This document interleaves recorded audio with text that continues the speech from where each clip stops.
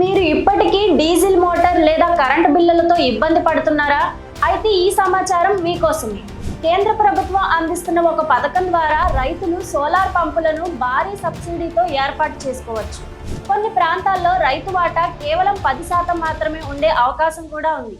ఈ పథకం ఏమిటి, ఎలా దరఖాస్తు చేసుకోవాలి, ఇప్పుడు తెలుసుకుందాం.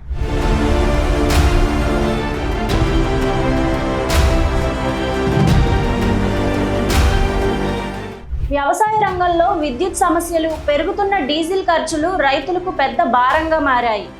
ఈ సమస్యకు శాశ్వత పరిష్కారంగా కేంద్ర ప్రభుత్వం పీఎం కుసుమ్ యోజనలను అమలు చేస్తుంది.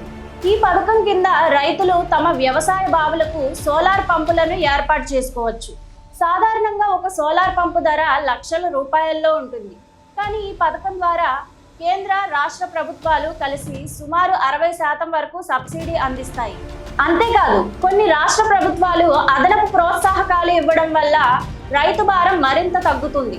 కొన్ని సందర్భాల్లో రైతు కేవలం 10% మాత్రమే పెట్టుబడి పెట్టి సోలార్ పంపు పొందే అవకాశం ఉంది.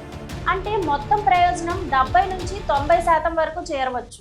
సోలార్ పంపు ఏర్పాటు చేసుకుంటే విద్యుత్ కోతల సమస్య ఉండదు, డీజిల్ ఖర్చు ఉండదు. పగటి సమయంలో ఉచిత సూర్యరశ్మితో నీటిని పంపింగ్ చేసుకోవచ్చు. దీనివల్ల సాగు ఖర్చులు గణనీయంగా తగ్గుతాయి. మరొక ముఖ్యమైన విషయం ఏమిటంటే, సోలార్ వ్యవస్థ ఒకసారి ఏర్పాటు చేసుకున్న తర్వాత సంవత్సరాల పాటు తక్కువ నిర్వహణ ఖర్చుతో పనిచేస్తుంది.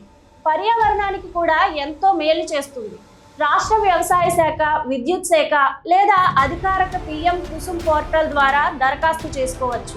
అర్హతలు, సబ్సిడీ శాతం రాష్ట్రాన్ని బట్టి మారవచ్చు. కాబట్టి మీ జిల్లా వ్యవసాయ అధికారిని సంప్రదించడం మంచిది.